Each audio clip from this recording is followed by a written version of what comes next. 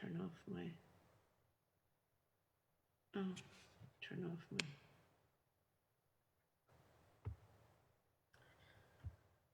All right. Oh, we've got Ricardo in. Shane.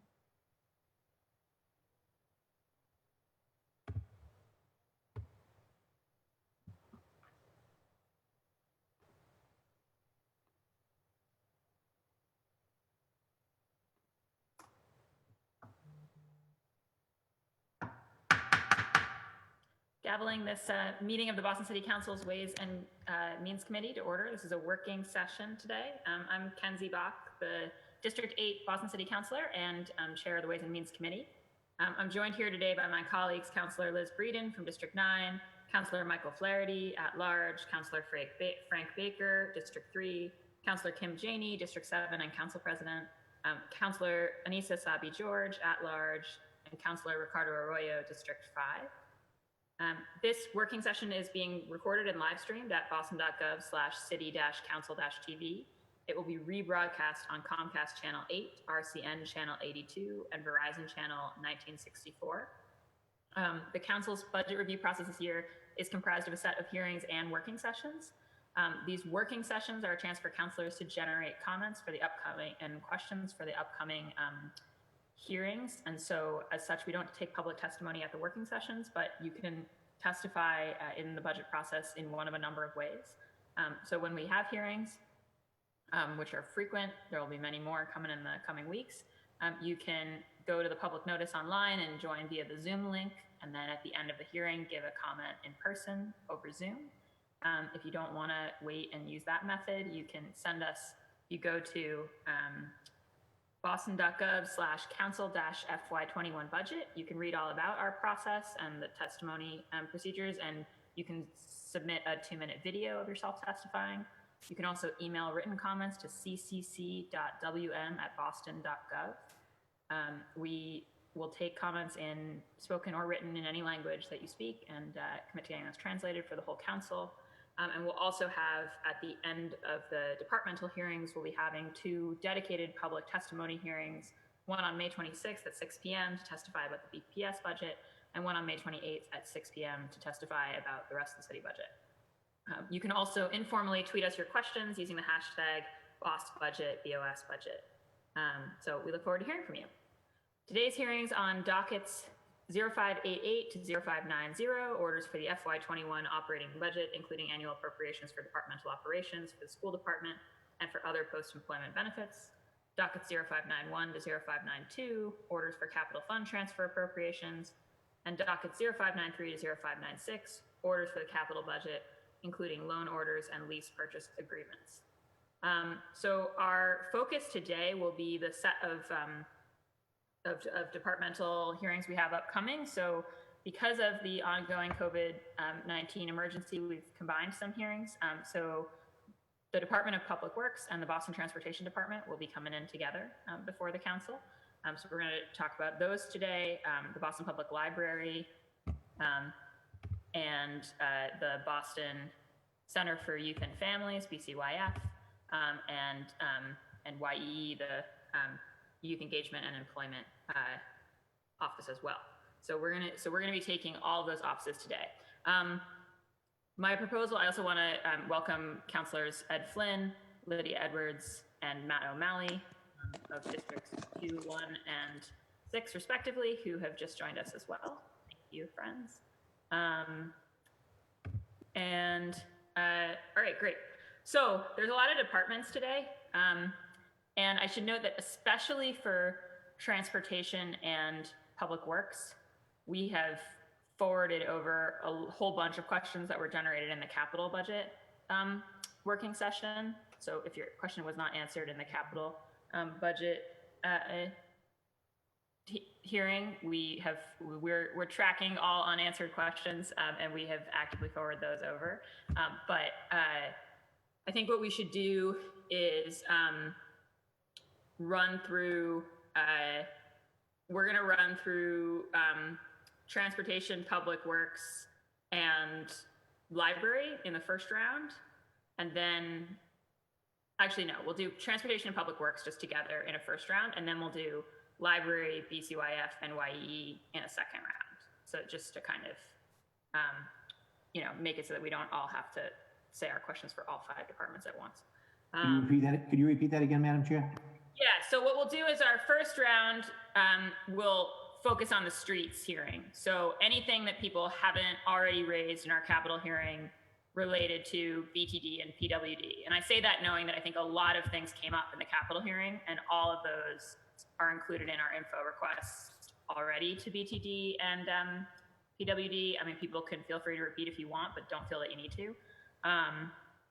But we'll just do a quick run through streets, and then we'll go back up to the top and do BPL and BCYF together. Does that work?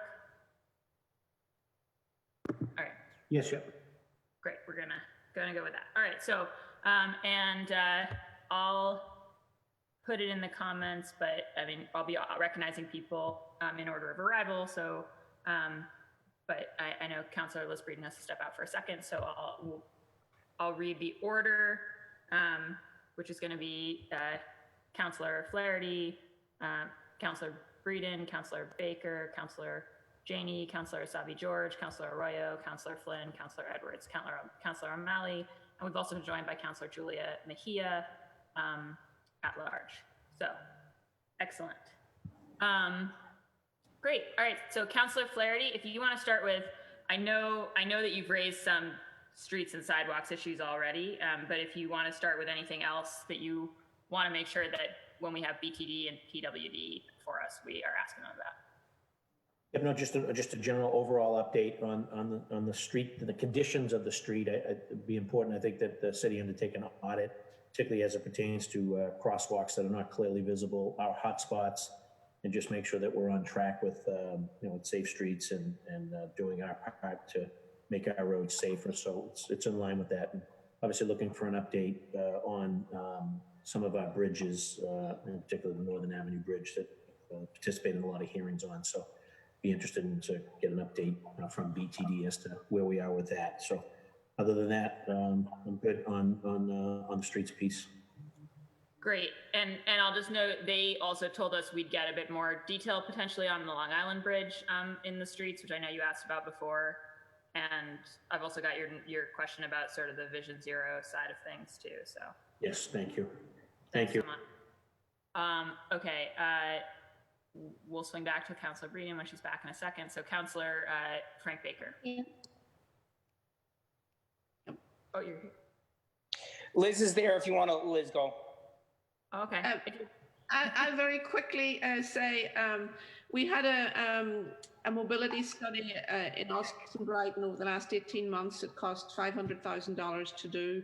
It is at the stage of presenting recommendations, and I'm very concerned that we need to make sure that those recommendations are acted upon, and that there's many sort of low-hanging fruit items like improvements to crosswalks, traffic calming, pedestrian safety measures that come under the purview of streets. And I hope that we can work with the folks from the BPDA and streets to implement some of those recommendations even in the short term, so that we can get started on showing some fruit from that very long public process. Thank you. Great. Thank you so much, Councilor Breeden. Councilor Baker? Thank you, Madam Chair. I'd just be looking for updates on slow street initiatives, particularly in District 3, updates on Long Island, and in a parochial sense, I have quite a few requests in for sidewalks and speed bumps and those sorts of things.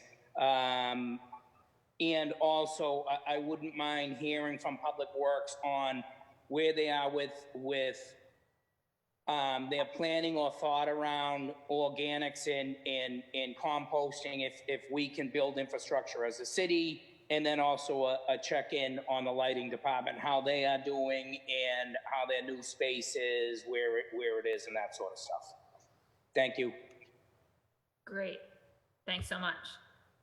Okay, next up is Council President Janey, and then Councilor Asabi George, and then Councilor Arroyo. So Councilor Janey.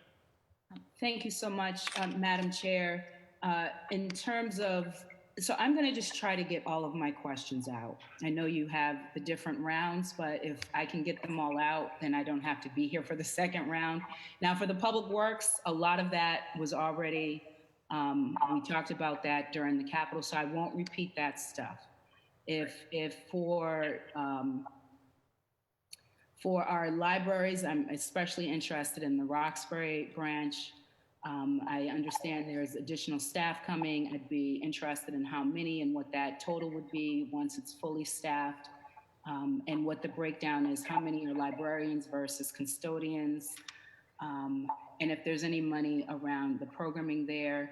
For BCYF, language access coordinators, where they'll be located. I'm really interested, especially the plans for those in my district. Wondering about some of the grants that are going out to these folks, youth employment, you know, if we're able to, assuming that we can have folks going out into the, you know, in summer jobs, which I think would be important if we are in that position. Wanted to know what the plans are there, how many positions we're talking about,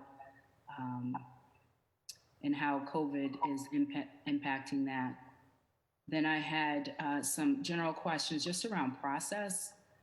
As we talk about some of this, I'm wondering how the public will be engaged and whether folks are taking the opportunity with remote, whether it's Zoom or some other kind of app to connect the public.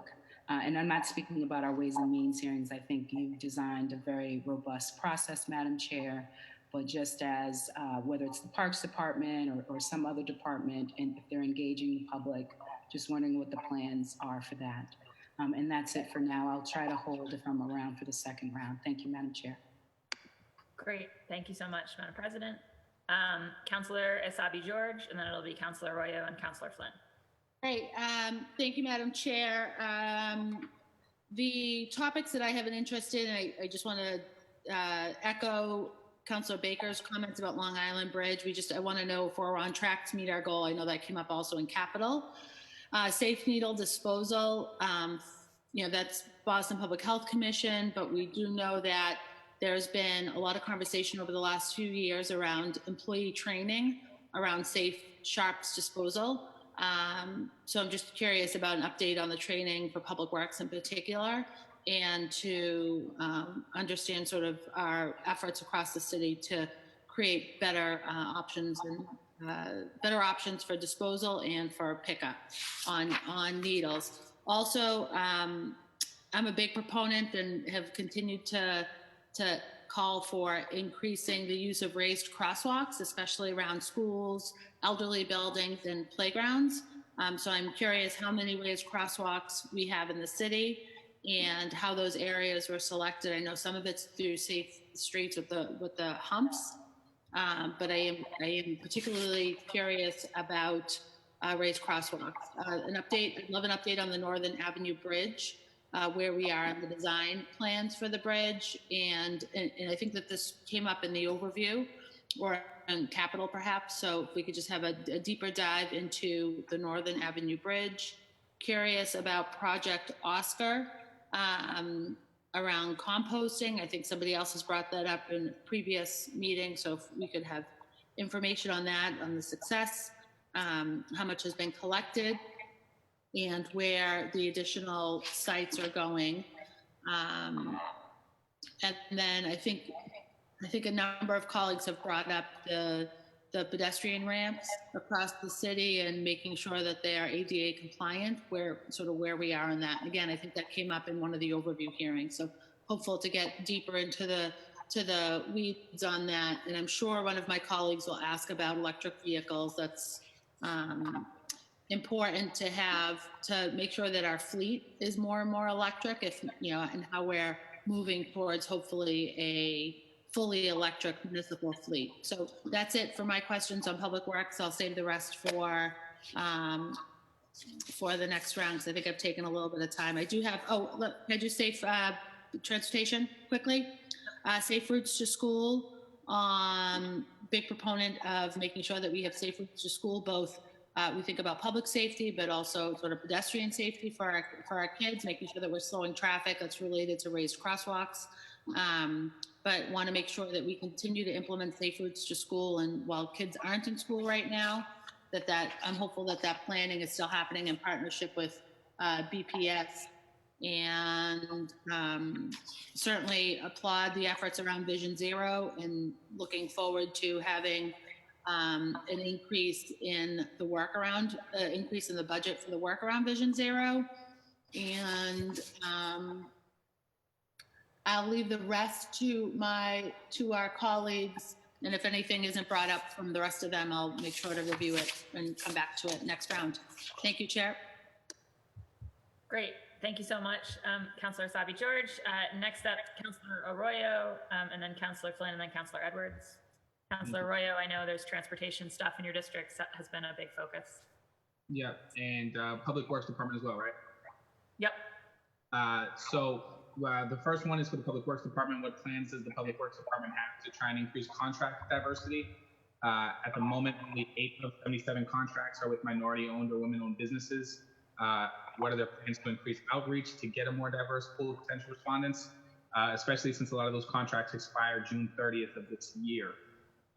And for fiscal year 20, this is for both Public Works and the Boston Transportation Department. The Public Works still has about 15 million plus available in the budget, and BTD still has about 9. So what the plans are for that, if it gets factored into the following budget, what happens with that? It basically rolls over if we have different uses for that. For the Boston Transportation Department specifically, is there any new funding for traffic calming measures in general, speed bumps, street lights, which is probably one of the biggest things that I hear about in District 5? Are there any plans to introduce neighborhood slow streets in D5, and if so, where? Can you provide updates on the local transportation projects, which you just brought up, at Cummins Highway and Mountain Square, and how their funding may be affected? The other ones are, how are you reaching out to the community during this time in COVID for those kinds of construction projects? Any plans for investment at the American Legion Highway with regards to bike lanes and safety improvements, but also are there any plans throughout the district and other areas for bike lanes and safety improvements? Cummins Highway, American Legion is actually one of the hot spots. We get complaints about it all the time. Any plans for investment at Hyde Park Ave beyond the design study that was funded by the MBTA? How will they be recruiting engineers during this period, and what's the budget for that?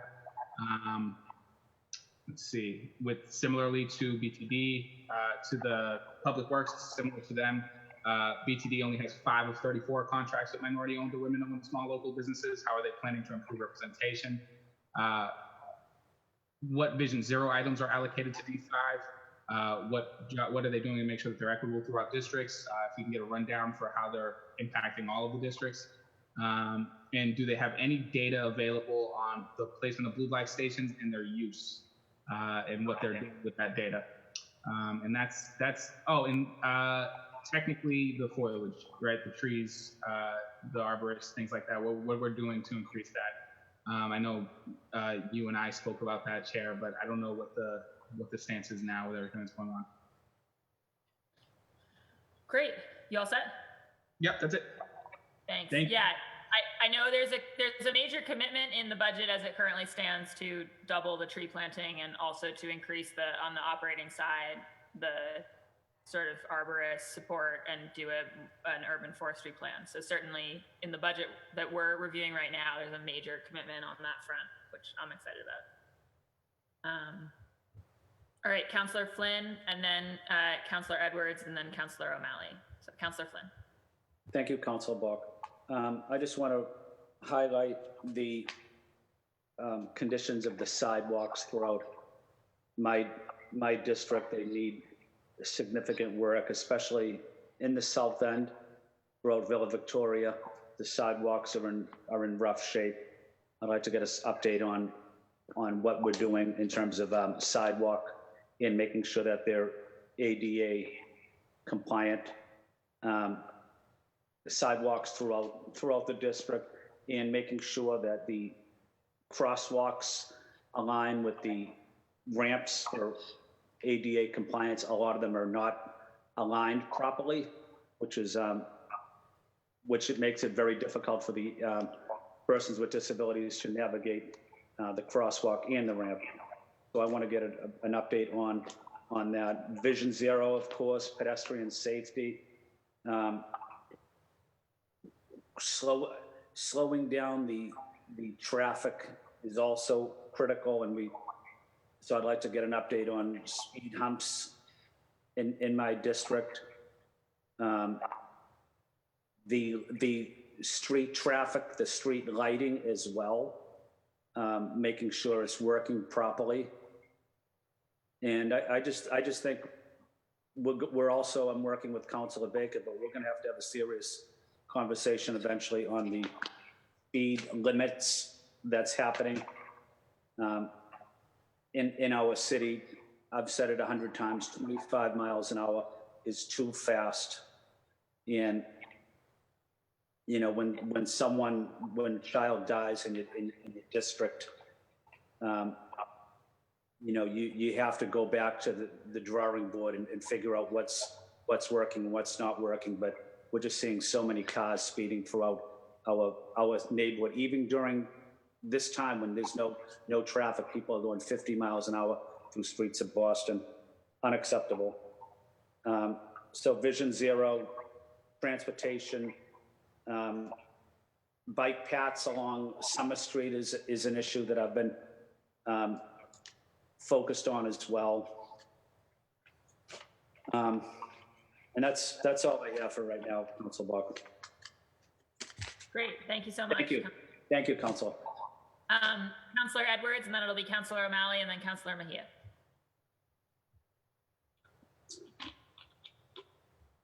Councillor Edwards. Sorry. Yep, I'm here. Can you hear me? Yep. Okay, excellent. So I just wanted to highlight, first of all, a bunch of thank yous for the hard work of folks in Public Works and BTD. Just want to list off some folks. Eric Prentice, Mike Summers, Ty Jackson, Chrissy Pell, Yuka, Katie Cho, Joe Blazo, Nick Mustachio, for all the work that they've done. And throughout, even though we had a slow winter this year, I just want to say those folks have been the people we've been able to turn to consistently in District 1. I had a lot of questions in the working session, so just quick reminders about all the bridges, especially the infrastructure, the biggest bridge project being the North Washington Bridge. We have an East Boston traffic task force specifically, wondering where that's going on and the plans they've had or any, and how that'll be implemented. So slow streets on Bennington Street especially is a priority.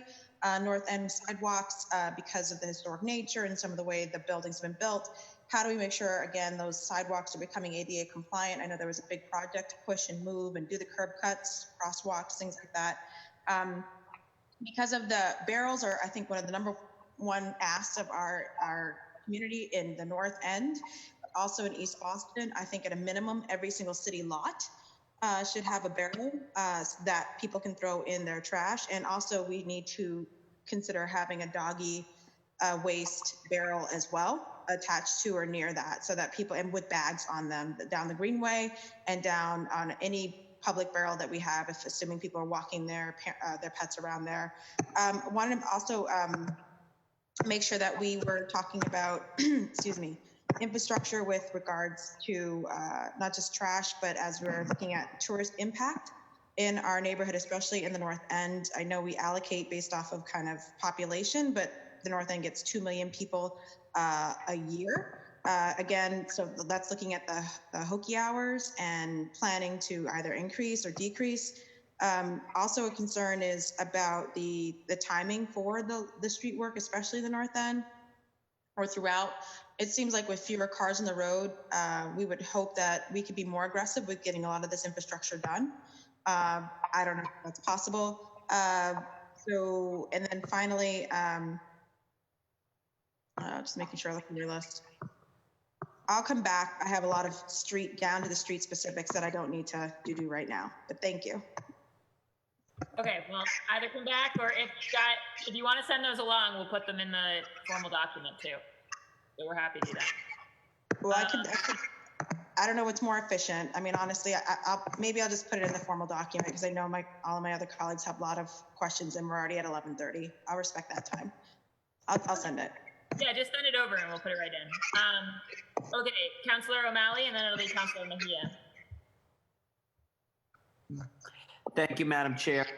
Yeah, a lot has been, we all deeply specifically about BCD and DPW combined effort around Long Island. So that's certainly one that I would love sort of a more increased focus and discussion on. Similarly, some of the specific capital projects as it relates to Center Street in both Jamaica Plain and West Roxbury, where we've seen some allocation for safety initiatives.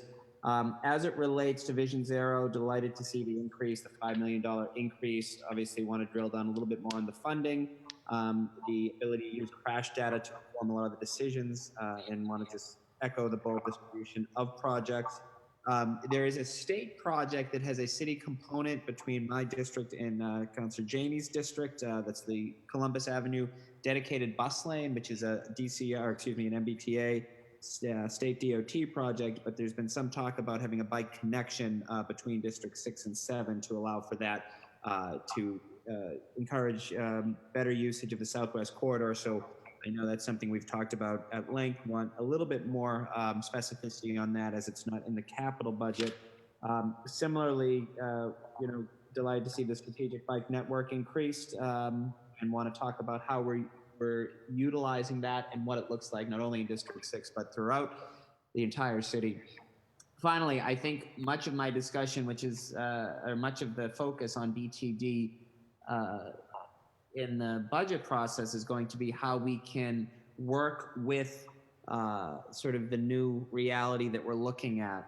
We're going to have fewer people likely, at least initially, use the MBTA. We want to make sure that we have infrastructure available not only for cyclists, but also for e-scooters. As many people know, I've been working on this issue for quite some time. We've paneled a working group with BTD, the Disabilities Commission, Public Works as well.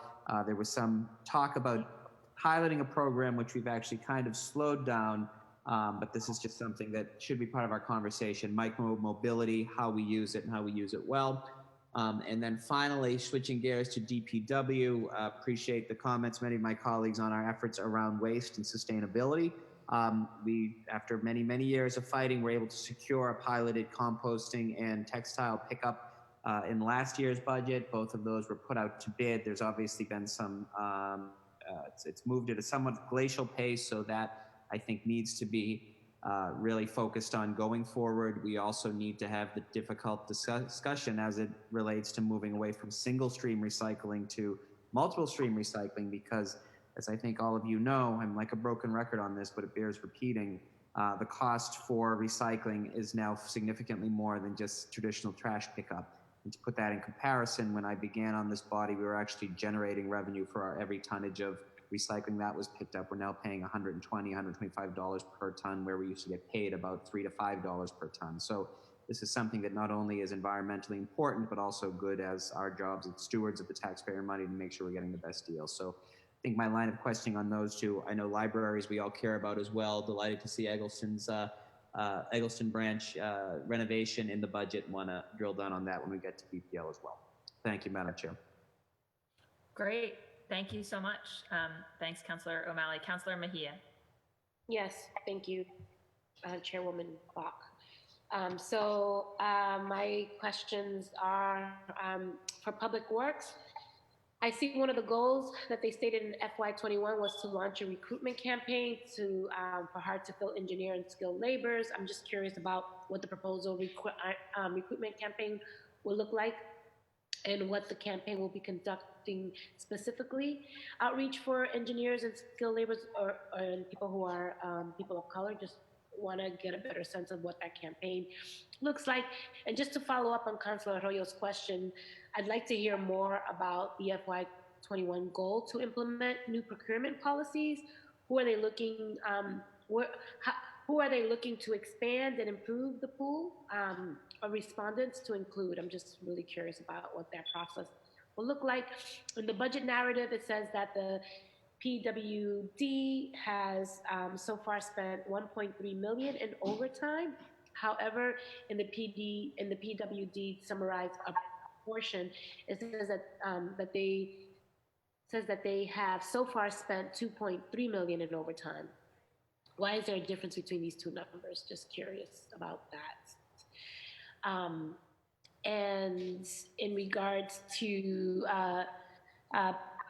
Public Works, I would love to know how city sidewalks get determined in terms of which city sidewalks they fix, and how and what the timeline looks like. Does it go through 311? Do people, because I'm getting calls around sidewalk issues, and I'm just trying to figure out how they prioritize those calls. And that's not so much a money question.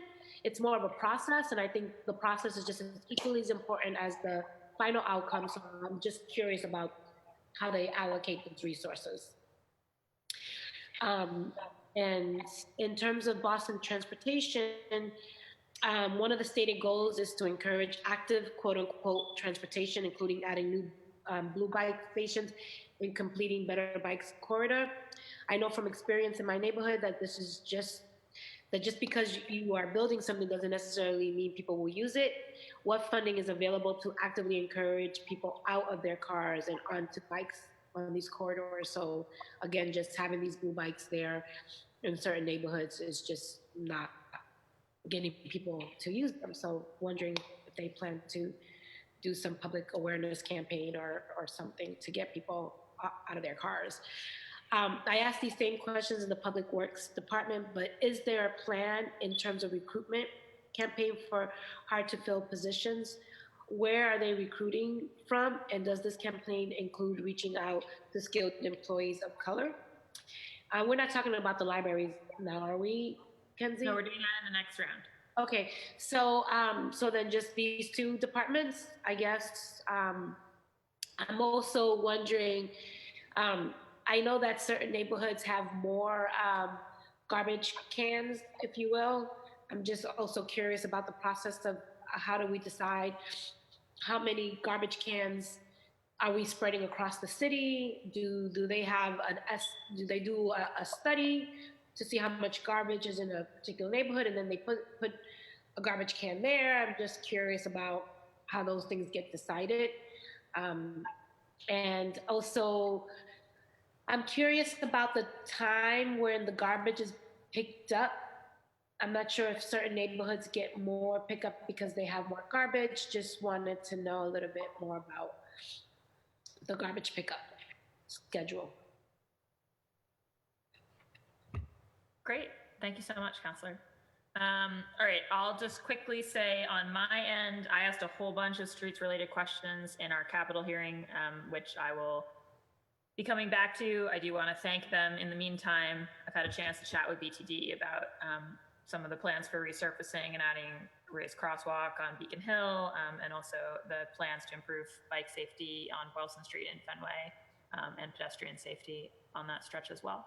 So really appreciate that outreach. I think besides those project-specific questions I asked, one big question I have for BTD is I feel like there's a real gap between our Vision Zero commitments and our signalization policy in the city, which is just a question of how many seconds we give pedestrians to cross and how we time the lights in general. And sort of, I think, you know, we need to think systematically moving through our lights all over the city about how we're prioritizing vulnerable users in those signals.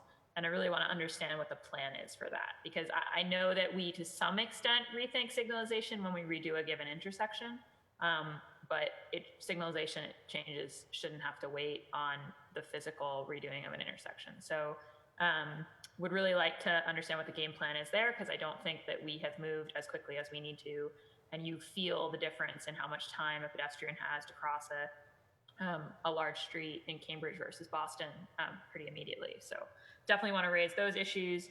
I know I don't know whether it's related to COVID or not, but a whole bunch of the pedestrian beg buttons, which, you know, are the buttons people press supposedly to get the light along Com Ave, have been removed recently, which makes sense because those lights are all, I think, automated. I think would love to understand the extent to which, you know, we actually maybe should be doing that citywide, especially because so many of our pedestrian buttons do not, in fact, do anything to trigger the light.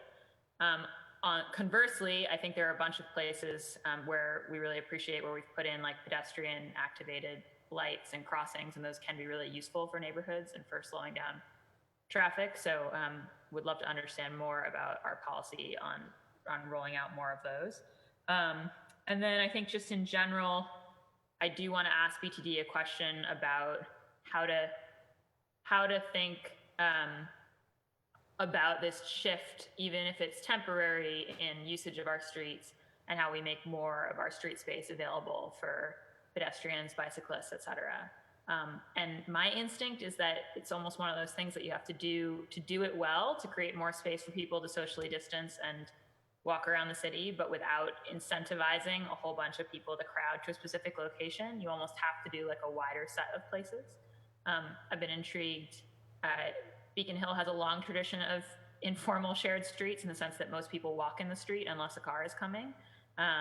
But and drivers sort of learn to know that. And I'm curious about, are there ways in COVID, even without blocking a street, that we could, put up those rolling lights, or something that basically says like, be aware of pedestrians in the street, and like try to experiment with making some of our streets more like Downtown Crossing, where a car knows that it's rolling through as the lowest priority.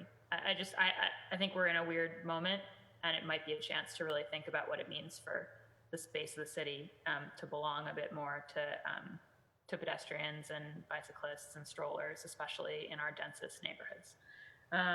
So those are kind of some of my questions for BTD. Like I said, I have a ton of specific ones, which I already forwarded over to them. On the public works side, just really want to understand the composting thing. It's something that a ton of people in my district are really yearning for. So understanding the rollout and expansion of that pilot, and what it's going to mean for somebody who's actively interested in connecting to that system. What can we tell our constituents?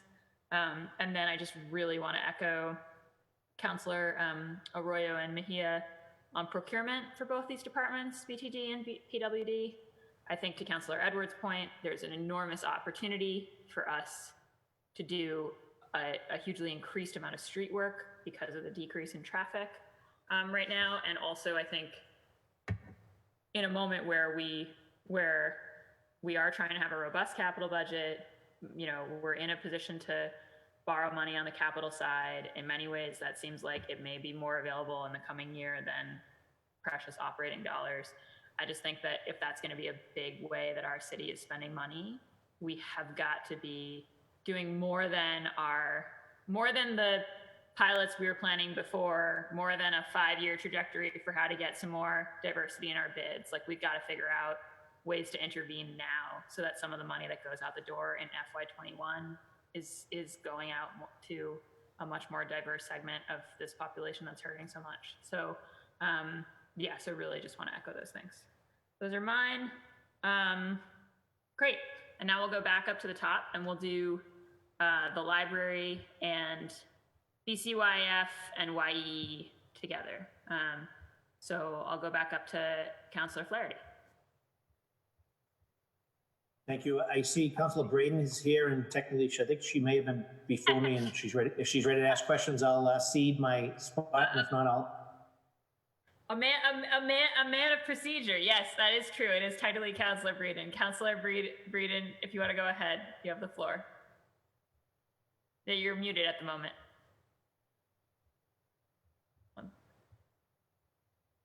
Here. I'll mute myself. Here I am. You're unmuted. Great. Are we on BCYF? We're on, yes, and the library, BPL. And the library. Both issues of great concern in our neighborhood. My concern with the BCYF is I want to see a robust process to make plans for the Jackson Man Community Center, which is slated to close next July 2021. It's important. This is the only BCYF community center that we have in our district. And it's really important that we plan ahead and ensure a smooth transition and continue to provide the services that the Jackson Man Community Center provides right now. A smooth transition to that interim period is really important. And the libraries, the Faneuil Branch Library is slated for renovation, which will begin, according to my recent discussions, it will begin in December of this year. I would like to see some provision made to provide some library services in the interim, given that we will be losing our BCYF centre at the same time as losing one of our libraries. I feel that there may be potential to provide some ongoing programming, library programming in a community space that's available to bridge that time when the library is closed, and also when the BCYF centre is closed. So those are two things that I'd like to look at. That's all for now. Thank you. Great. Thank you so much, Councillor Breeden. Now, Councillor Flaherty. Thank you, Madam Chair. With respect to BCYF, obviously we've had some we've got some very exciting news with respect to capital projects that are in the pipeline. So I think folks over there and across the city and the various neighborhoods will be pumped about some of our local community centers getting an infusion of investment and upgrades. So that's on the good news front. My concern, obviously, is that given the COVID-19 response and the shutdown, if you will, where do we stand with our youth, and what's the plan moving forward as our children obviously trying to learn at home, but what's the summer going to look like? Is this a big question that I have, and I'm starting to hear from a lot of the nonprofit organizations across the city, particularly the youth organizations, as to concerns around what the plan is, what's the programming going to look like, what are the hours of operation going to be. So again, a lot of uncertainty around that, and quite frankly, we probably don't even have a real clear picture. But hopefully the wheels are spinning over at BCYF, and they're starting to think about how are we going to engage our youth, independent of obviously the pandemic.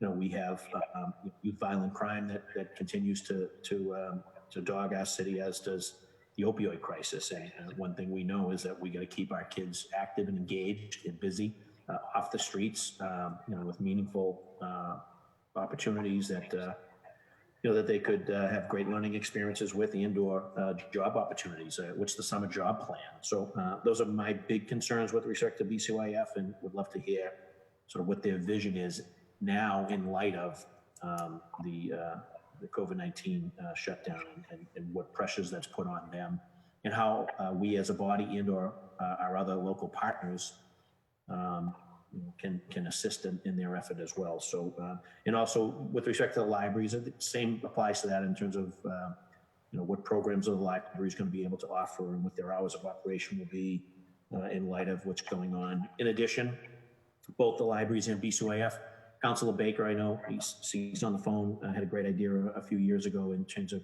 taking a look at that. I know we discussed it very briefly during the capital process, but identifying community centers, libraries, and other municipal-owned properties that make sense to maybe put some senior housing on, or some veteran housing on, and/or expand, parking capacity for our local neighborhood business districts, and/or maybe some creative partnerships with some small local-owned businesses, where the city would continue to own the property, but that we would be, getting rent. And take a look, drive by. I mean, you got tremendous space either above or next door or behind some of our precious resources that we might be able to activate on the real estate front to provide more opportunity for folks throughout the city. So those are things I'm going to be looking and asking as it pertains to our community centers and our libraries, and what potential capital plans down the road could we envision that will increase our housing opportunities, affordable housing opportunities, will increase our small business opportunities, and will increase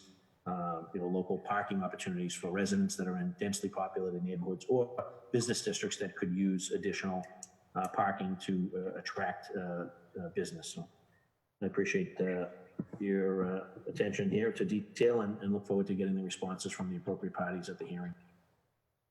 Great. Thank you so much, Councillor Flaherty. Councillor Baker, and then it'll be Councillor Asabi-George.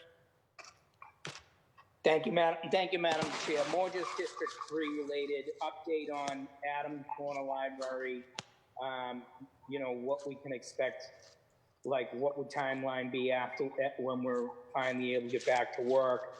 update on Upham's Corner Library, update on Fields Corner Library, where that discussion is, and also, like Council Flaherty had mentioned, where are we on the discussion with the mixed-use libraries? I think that the West End was the library that was identified as to potentially a site we could do something like that. So where is that discussion? And for BCYF, I've talked about it for a couple of years, haven't really made much headway on it. The Leahy Holleran does great work down there in the Ponset section of Rochester. And when they're closed or on the weekends or whatever, you know, a lot of those kids are running around parking lots and they're starting their drinking careers. So looking to see if BCYF has any plan around a standalone community center that would be a mix of senior, teen, toddler sort of center for us down here in the Neponset area of Dorchester. And that's about it. Thank you, Madam Chair. Great. Thank you so much, Councillor Baker. And I'll also be asking about the West End Library. So hopefully we can get an answer there. Councillor Anissa Sabi-George, and then Councillor Arroyo. Thank you, Chair. Over the last couple of years through our libraries, we've seen some real effort to support individuals dealing with and experiencing homelessness and mental health issues and certainly substance use disorders. So I would love them to talk a little bit about the work that's happening in the Central Library. I know that they had convened over the last few years a working group that put together a resource guide that incorporated some efforts to connect visitors to the library with social workers. So I'm curious about the work that continues, especially in the Central Library, but how has that been supporting and been rolled out to efforts in our branch libraries? And then there's a particular relationship and partnership with Pine Street Inn, and just curious how that's been working out, and if we'll be expanding that as well. And through the library, we know that a lot of our residents can access some housing search and casework in particular. So just curious about how successful that program's been and if it's continued. The BPL, and through that work, they've also done some mental health first aid training, de-escalation training, and really changing sort of the work that some of our librarians and library staff do. So just sort of curious about all of that and the work that continues there. Also through our Central Library, there's a great resource to support small businesses. And it's a really great asset, but I wonder if we can see that roll out to some of our branch libraries, because especially now we see the impacts of COVID-19 on our small businesses, on our small sort of shopping centers throughout the city and our main streets and our Main Street programs formally. And I think that our branch libraries play a really, we know the important role they play for our families and for our youth. They also play a critical role, could play a more important role for our small businesses and our sort of mini economic engines across our city. So could we see some of that work that's happening in the Central branch through small business and economic development support in our branches? I'd love to see sort of some of that happening. And then, you know, COVID-19 this pandemic has really exposed some of our weaknesses. And our libraries initially weren't closed, and they were a place where a lot of our residents were able to access resources, and those resources included not just sort of a place to be, a place to do work, but internet, technology, especially for our students.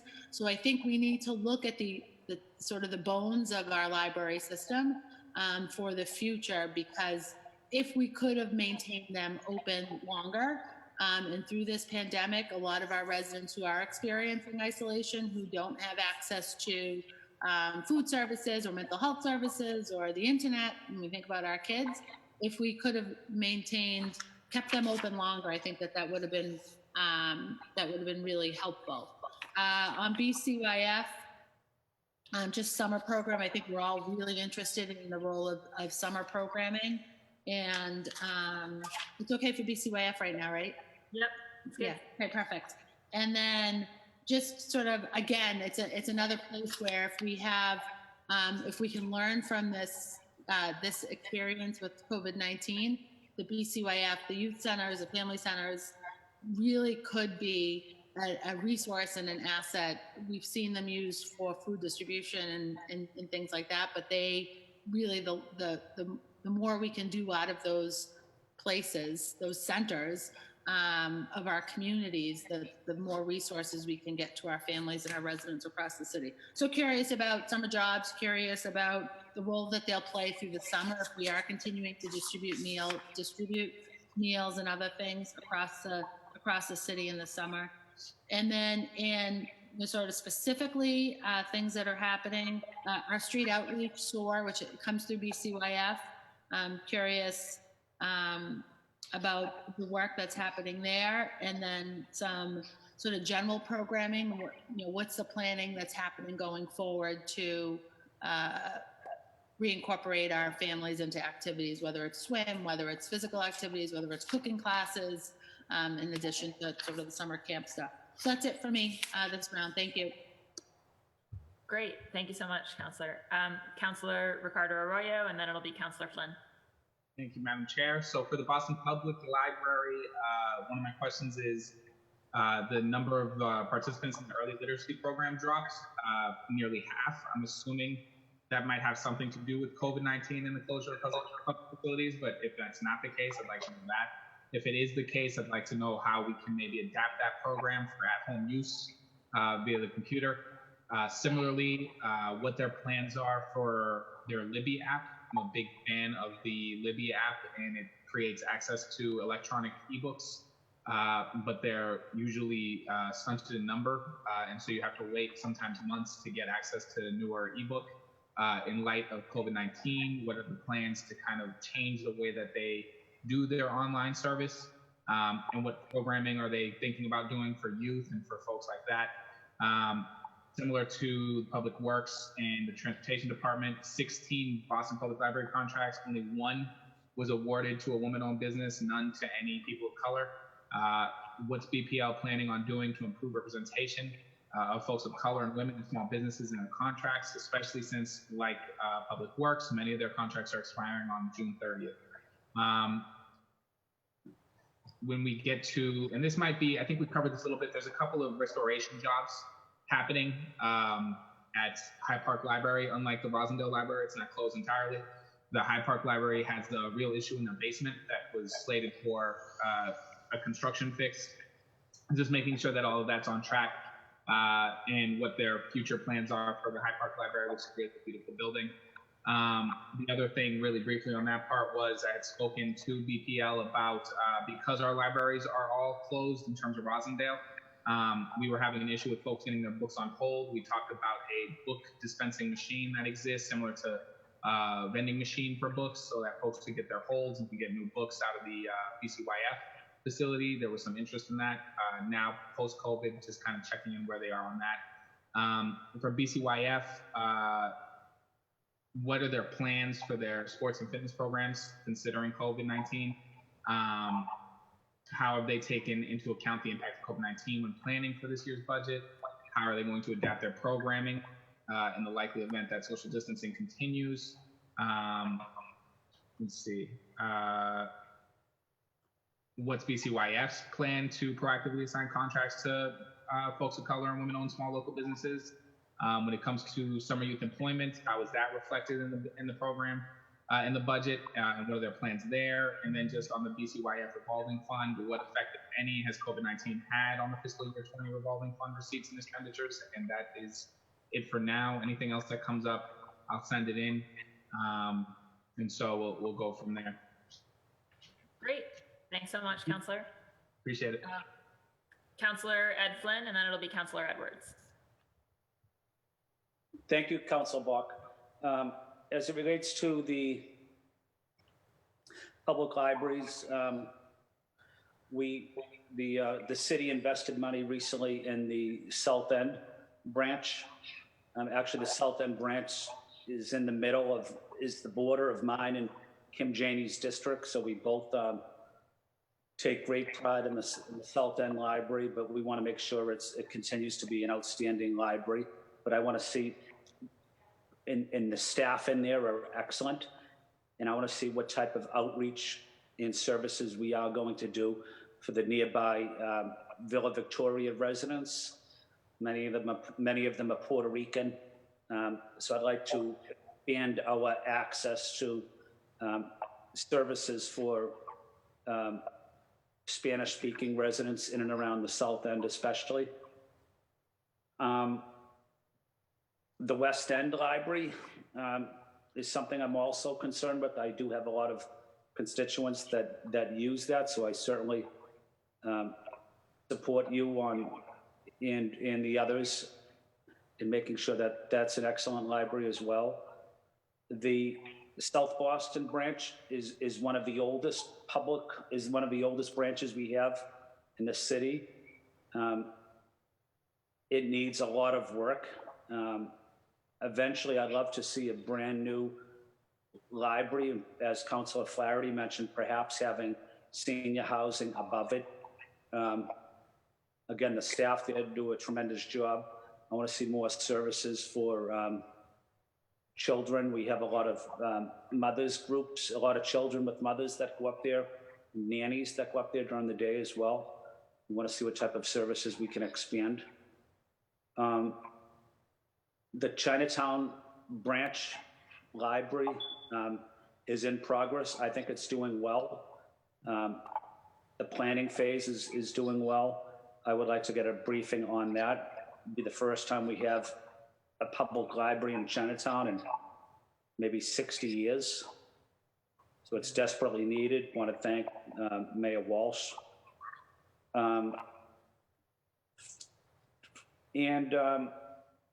The Central Library is in my district. It's an exceptional library. I want to see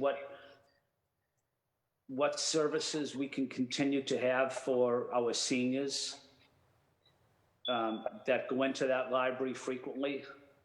What services we have specifically for persons with disabilities in that library, as well as Spanish-speaking residents and residents that speak other languages as well. And that's probably it for libraries, Council Bach. As it relates to BCYF, programming is always a concern. The Tynan and the Condon in South Boston have great programs, but I would love to see it expand the programming. We're working with the mayor's office on the L Street Bathhouse, which is the Curly Recreation Center renovation project. Going into the south end, the Blackstone BCYF facility, it needs work, structural work.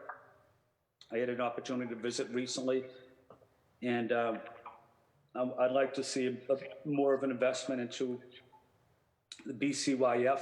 They have a swimming, at Blackstone, they have a swimming pool there as well. I want to know about the hours of the swimming pool and what is the status of a, teaching children how to swim is critical. We have a pool in the south end. Unfortunately, a lot of young children in many communities of color are not, have not received any lessons on swimming, unfortunately. So I think it's important, whether it's BCYF or it's other organizations, I would like us to do a robust educational program throughout the city and teaching children on swimming and safety, because it's critical. People are going to pools and lakes at cookouts not knowing how to swim, and that's how people unfortunately drown. So I'd like us to do more work on teaching our kids on how to swim, and that's something I'm going to focus on. That's, again, the BCYF Blackstone, and in Chinatown, the Josiah Quincy has an excellent program as well. I want to see what type of services and programs we can continue to advance and expand on, especially for the Asian community. They don't really have any outside parks in Chinatown. So this facility is very important, as is the Wang YMCA. But if you don't have any parks in the neighborhood, you need to have excellent athletic programs and services for kids, making sure that they are involved in sports, they're involved in after-school programs, tutoring programs, giving kids in the BCYF facilities an opportunity to visit our harbor islands is something I focused on. And I want to expand on that, giving Asian kids and African-American kids and Latino kids that never been on an island, giving them the opportunity through BCYF to visit some of these islands and have educational programs associated with it. So I have a lot of ideas on BCYF, but I don't want to take up any more of the time, but thank you, Councilor Bork. Thank you so much, Councillor Flynn. And now Councillor Edwards, and then it'll be Councillor O'Malley. Hi, so just going into BCYF first. Looking at updates for the senior center, I think it's coming under BCYF, was under libraries, but it's in East Boston. That's gonna be a new senior center. The pool as well is getting redone in East Boston. Just curious what the timeline for that. The Nazaro Center in the North End, I believe it's budgeted to be planned, and just curious about that process. There has been a lot of good neighborhood feedback into the new version of the Nazaro Center and assuring it's going to be a public space. Looking at, I just want to echo Councillor Asabi George's concerns about, or suggestions, or just wanting feedback on summer jobs specifically and our youth engagement through COVID. And I would really like it to just go beyond the jobs, but how are we going to be accounting for, looking at, talking with, feeding these families, and how are we going to make summer break or summer vacation online and digital. I am curious also about the police station in East Boston and how that is, and for some update on how that is juxtapositioned to the new substation supposedly coming into East Boston. I know Eversource is building that substation, but I wanted to make sure that we had a true sign-off and a true accounting for having a new police station with a lot of radio technology and so on and so forth right next to a substation. I don't know that they actually match, or was there ever a study done? There is also a PIC commission done for Eagle Square, specifically about the acquiring of the city of a huge amount of land from a private owner and how that should be designed and repurposed for city purposes. I'm curious about there was a huge initiative, I think when I first came in, to, for the first time, have an equity analysis, but also have an accounting system for all the BCYF centers. As some people may not realize, their funding is actually contained by nonprofits. The city has no access to the bank accounts of those nonprofits, has received no reports from those nonprofits. In some cases, the nonprofits accepted cash, they accepted money orders, they did not accept checks, so there was no way to trace where the money went. That resulted in a lot of concerns about equity issues. Some BCYFs being able to raise a huge amount of money, others less so, or some raising money and having no idea where it went. Where is that process right now? Are all the BCYFs finally online? Can you pay online? I don't think you can. So those are questions in terms of the funding that they're getting. Updates on the Nazaro Center as well. In terms of the, not just the building of a new one, but how we're dealing with the condition of the current Nazaro Center. I think in terms of other highlights, updates are just curious about the North End new library and how that is going in terms of timeline. We expect a lot of visitors from throughout the district, including Chairwoman Box as well, we assume will be coming over to the North End's new library. And so we wanted to make sure that we're still on what timeline that was on.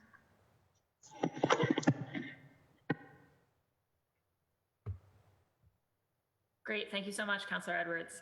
Now it's Councillor O'Malley and then Councillor Mejia.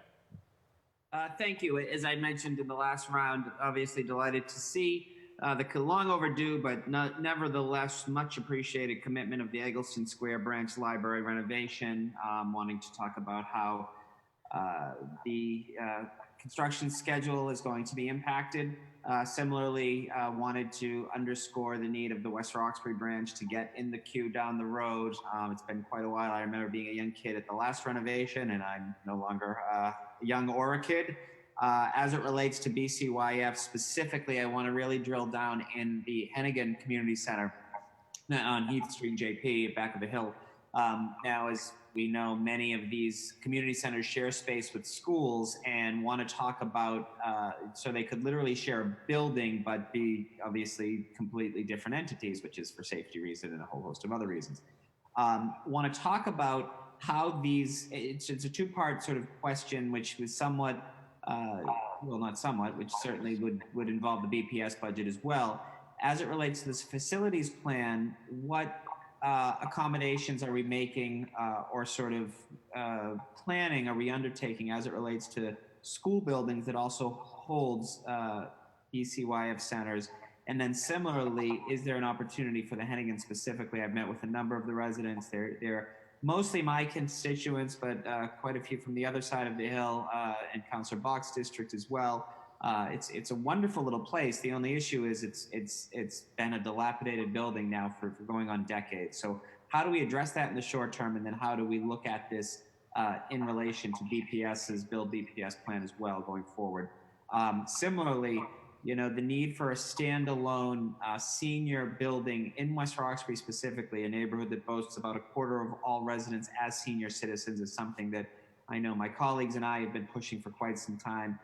Again, we understand the constraints that will be presented on us with this budget, but this is, or with future budgets, particularly in the short term, but this is a conversation that we at least need to be undertaking as it relates to planning for a standalone senior center, potentially even looking at leasing it some space or some other ideas that may have presented themselves. So those will be sort of the main line of focus on libraries, district specific, as most of my district colleagues have said, for both of those topics. Thank you. Thank you so much, Councillor O'Malley. Councillor Mejia, you have the floor. Yes, thank you. So let me go up to the library, and if I sneeze, I just want everybody to know I do not have corona. I just have allergies. So I don't want you all spreading rumors about me out there, okay? So just, you know, I'm trying to contain myself here. All right, so in terms of the libraries, just two questions. One, in the FY21 budget, it recommends that the library maintenance on a number of positions whether required or recommended second language capabilities, which are reviewed on a role or neighborhood basis. This is required number of positions broken down by particular languages, or is it just by the second language that is spoken? So just trying to get some clarity around how are they determining which are the second languages that they're going to be offering in different sites. Just want to understand that process a little bit.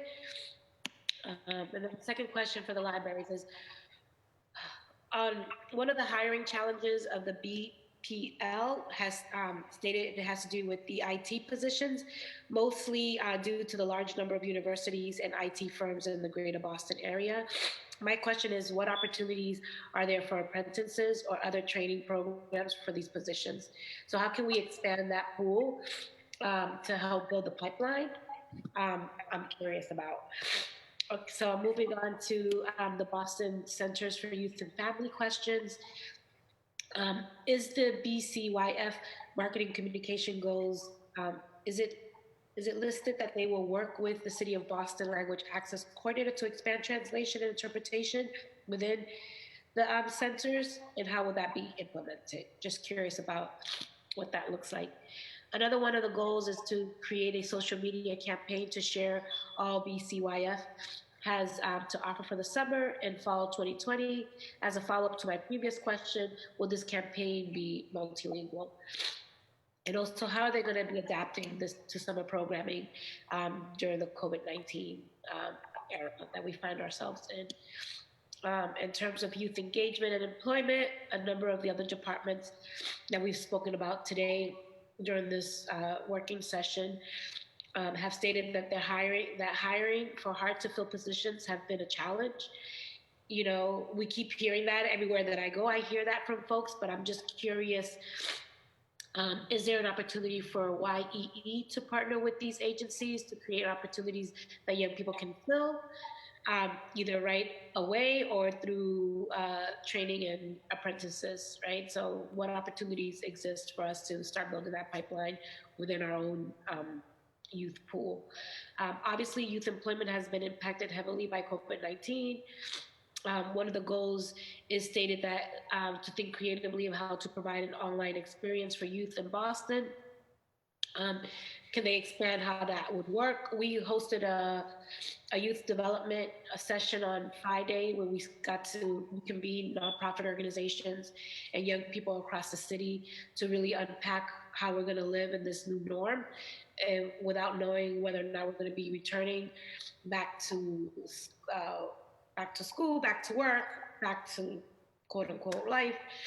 And just, you know, a lot of the conversations that came from that was really about how do we create virtual spaces for young people and what type of employment we could create for youth to work in different capacities. So I'm just curious about how beyond COVID-19, how can we start building the infrastructure for new ways of engaging young people who are living in a virtual world anyways. I'm just curious about what they're thinking around those issues.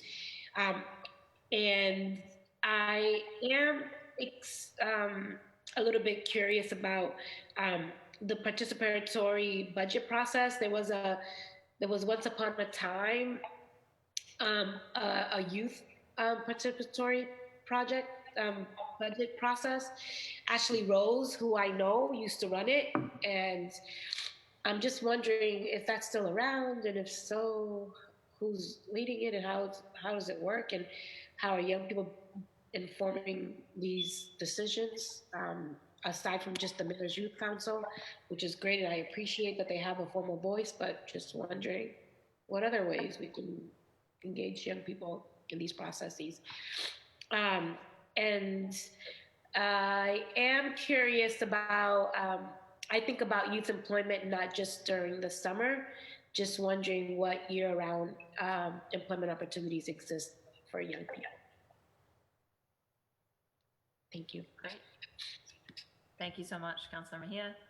I agree on we need year-round job opportunities for our young people, and on the youth budget, there is still in the capital budget like line item for youth capital budget projects, but I agree that we don't really have a lot of detail on how that process is going or what it's yielding. So good thing for us to ask them about.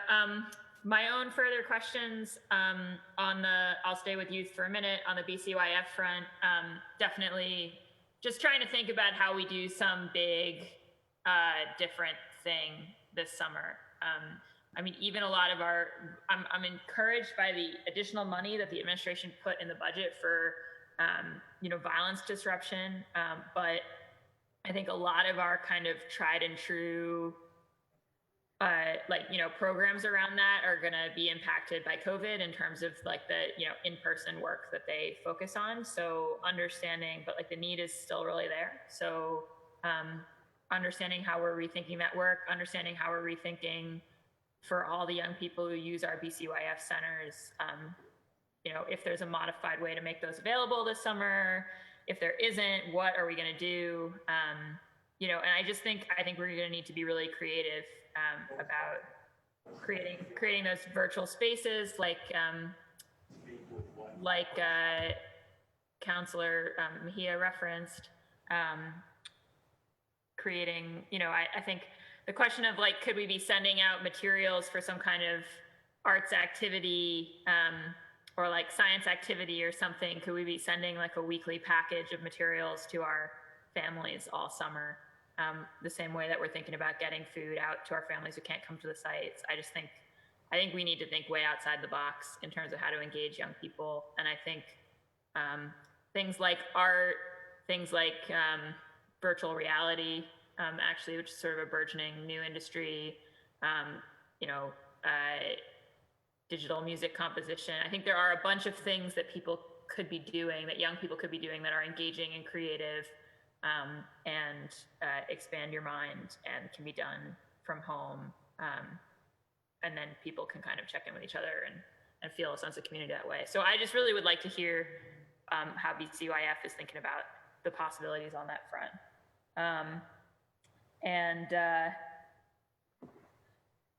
And then on BPL, last time I checked in on it, it was working okay. We've had a bunch of issues with the Parker Hill Library's elevator, so I wanted to check in on how that's doing and whether it needs replacing. I asked in public facilities, but I'll ask also the BPL about the West End Library study, and specifically the plan for community engagement around that facility study. I think that there's a bunch of interested parties. I know the Friends group would love to have a seat on the sort of CAC equivalent for that. There's a lot of interest, as Councillor Baker referenced, in doing housing above public assets there. So just really want to make sure that we're having that planning, study, conversation in a 360-degree way with all the participants.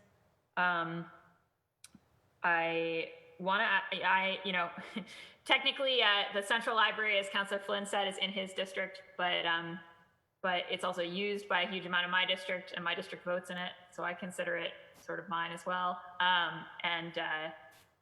I'm really curious how we're thinking about, to the extent that this situation stretches on, what we can do to make more of the BPL's resources available digitally, because we have a great digital website that families are using, and Councillor Arroyo asked about that. But with my own background as a historian, I think about the BPL as like a major research library and one that's accessible to people who are not affiliated with the university. And right now, there's a whole bunch of books and such which are digital if you happen to belong to a university, and so you have access. But if you're sitting at home without that access, suddenly like your access to research materials has really shrunk. And so interested in whether the BPL, if it does have to deal with a continuing closure, could be using this moment to digitize a lot more materials, digitize more of the manuscript and rare book collections. Interested also in the capital planning around that third floor space in the old library, which I think still, after all the other work, hasn't been renovated and dealt with. And then just really want to hear, the community of folks who are unhoused in my district, just like, really miss the Central Library and the resources it provided, which Councillor Asakabi George spoke to, and the safe space it provided. So really thinking through, and the air-conditioned space for the summertime, So this whole thing is hit in spring. How are we thinking about the role that our libraries play and how to modify that and how to handle that over the summer and into the fall ahead? So those are my big questions for BPL. And then on youth, I just want to stress, I think we have to find, we can't be canceling the summer youth jobs program. Like we have to figure out a way, regardless of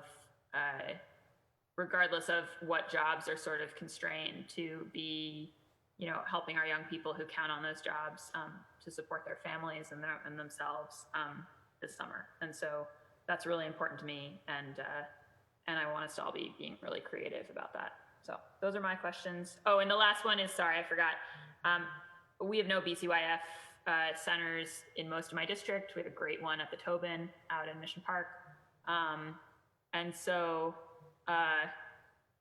I would love to see, as we talk about some big projects in my district, there's the Hurley building, there's MGH's project, even this West End Library project, the question of what capacity is there for us to add some community center, senior center, youth center type space when we have those big building projects. Same thing up at the Hines is really important. So yeah, so those are mine. All right. I see Michael Flaherty's hand is up, so I'll go to him next. And since we've run through sort of the official topics, we'll just do a round of remaining questions for anybody who has them on any of the things that we've discussed. So I'll go first to Councillor Flaherty. Thank you, Madam Chair. I'm really along the same lines with respect to our community centers and our libraries is their hours of operation. And, they're our most effective tool when they're open, when kids need them the most. And I know a few years ago, we ran into a little bit of a problem when they did a reorganization, when they were trying to change the hours. And then obviously there was some long-term employees who had been sort of entrenched at that particular community center or library for a significant period of time. And then literally having their whole routine and their whole life turned upside down. So I'd be curious to see how things are working now with respect to the hours of operation in the employee time slots and how we've been able to work through that. They did a great job last summer, if you recall. We had a couple heat wave bursts. They were able to kind of activate and open up on the weekends and provide resources not only for our youth but our seniors. They coordinated with DCR, as well as many of our colleagues on the council were helpful in terms of identifying sites in the community that they were able to bring relief from the heat. So those type of adjustments we need to make, and making sure that the hours of operation for our community centers and libraries are after school hours for the kids, or on the weekends, or in the summers during heat waves. And for example, we had situations where we had folks working in youth community centers 7 to 3. They literally were packing up and walking out the door when kids were showing up for after school. So just again, I'd like to get a sense as to, have we worked out the kinks on that reorg, and are our community centers and libraries, are they working on all cylinders that, and they're open and staffed, and there's actual programming going on when our kids need them the most, to make sure that we get them engaged for after school, we get them off the street, we get them with alternatives to drugs and to gangs and to mischief. So, but it's on the lines of where you were, and I just want to follow up on that prior to you arriving, the city did try to do a reorg, and I know that there was some resistance to that for the various, some employees and some of the labor unions. So hopefully they've worked out the kinks on that, and that we actually have centers and libraries that are open when they should be open, and the resources and the programming are there when we need them the most. It makes no sense to have a community center up and running unless it's servicing our seniors, running during the day when kids are supposed to be in school, and then when they come home after school, there's no one there to greet them. Great, thanks so much, Councillor Flaherty. Councillor Breeden, any more questions? No more questions at this time. Thank you. Great, thank you. Councillor Baker? No, thank you. All right, great. Councillor Stabby George? Thank you. I do have just a few questions. Mayor's Youth Council, just curious about where that stands right now. I know through this time, kids are sort of disengaged. So just curious on a brief update on Mayor's Youth Council and the Youth Lead the Change effort. So that's the mayor's program where youth get to do some participatory budgeting, and they can determine some spending, $1 million of spending in the mayor's capital budget. So just curious where that stands. And one of the FY21 goals was to launch the Boston Youth Civic Academy, which is an 8-week summer civic engagement program. So just curious what the timeline is for this. Are we still on board to do this? What will the application be like for this? And what's the criteria that will be used to determine the youth that get to participate in that? So just very youth specific, youth engagement questions, probably under YEE. I believe that's where that will sit. And I think I might have mentioned it briefly. I'm sure that I did, and I know that all of us have, but just to reiterate how important that the summer jobs process is, and just curious where we are with the online application process, and just to follow up with that. Thank you, Madam Chair, and thank you to everybody for really thoughtful questions today. Great, thank you, Councillor Sabi George. Councillor Edwards, any further questions? All right, seeing none. Councillor Flynn? Sorry about that. Thank you, I Council didn't Bach. have any. Okay, Sorry you about do. that. Great, thanks so much, Councillor Edwards. Councillor Flynn? Thank you. Thank you, Council Bach. I just had one follow-up. As it relates to BCYF, I have several in my district that are physically located in public housing developments. And I'd like to know, what type of interaction BCYF is having with BHA to improve services to ensure residents of BHA, our youth, know about the various programs, and also trying to get, the food access program. I know they're involved, but let's see how we can ensure that kids in the public housing have the same opportunities for youth opportunities and at BCYF centers, and making sure that they have healthy meals as well when they're at these centers. I know they do, but let's continue to work hard to make sure that the resources are there so that these programs can continue. So that's my question, is trying to connect BCYF with BHA and talking about food access.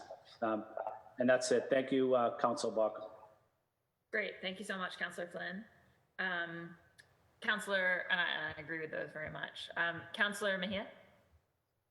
Yes, thank you. You skipped O'Malley, is that okay?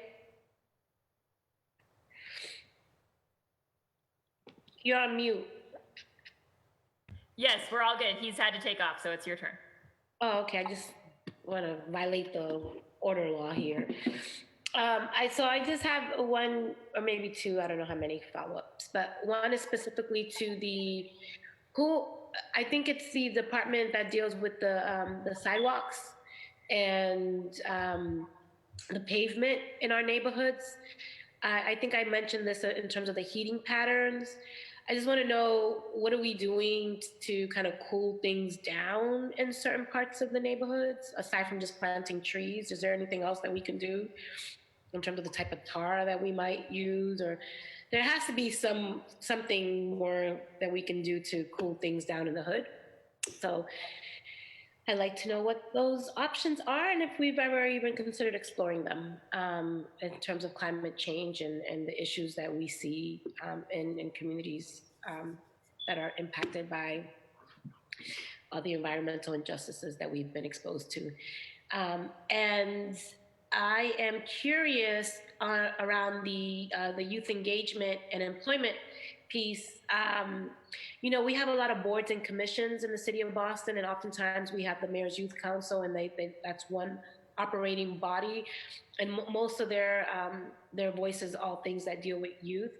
And I'm just wondering if through this Civic Engagement Academy, if there's an opportunity to create space for young people to sit in different boards and commissions and to amplify their voices in different spaces. I think that, it'd just be a really great way to expose young people to different careers and opportunities within the city of Boston.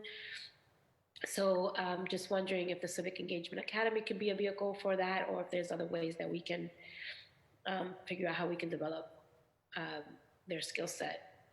And I know that as we are still unclear about what's going to happen this summer in particular, just wondering if there's an opportunity. I think this was during one of my Facebook events, someone had mentioned an opportunity to create for young people to be able to not so much clean the streets, but that there's a lot of environmental things happening. People are dropping their gloves on the streets.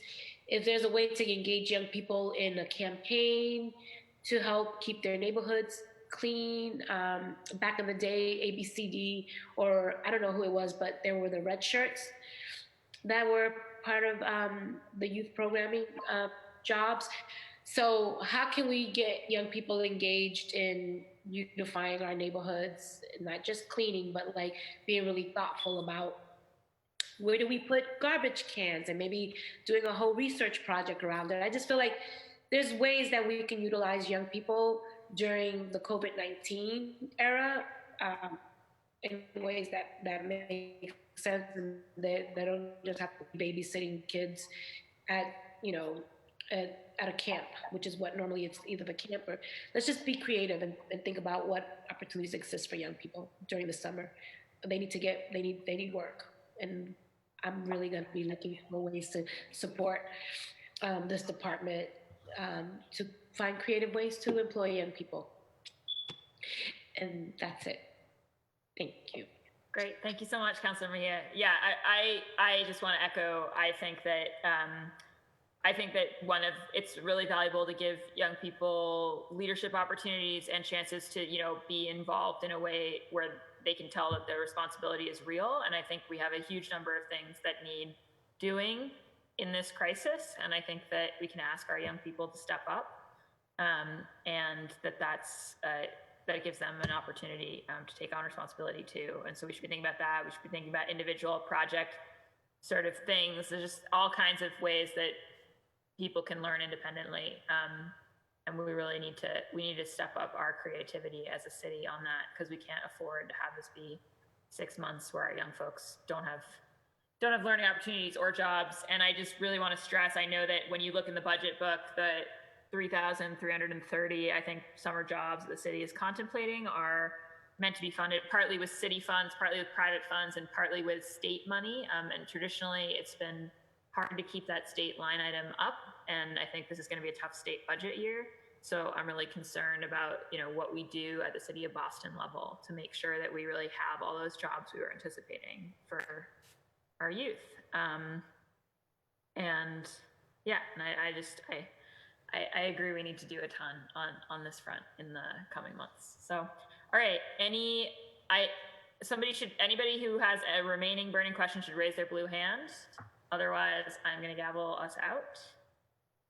Seeing none, this working session of the Boston City Council's Ways and Means Committee is now adjourned. Thank you all so much for joining. Nice job, Candy. No, thank you all. Thank you. Bye. Bye.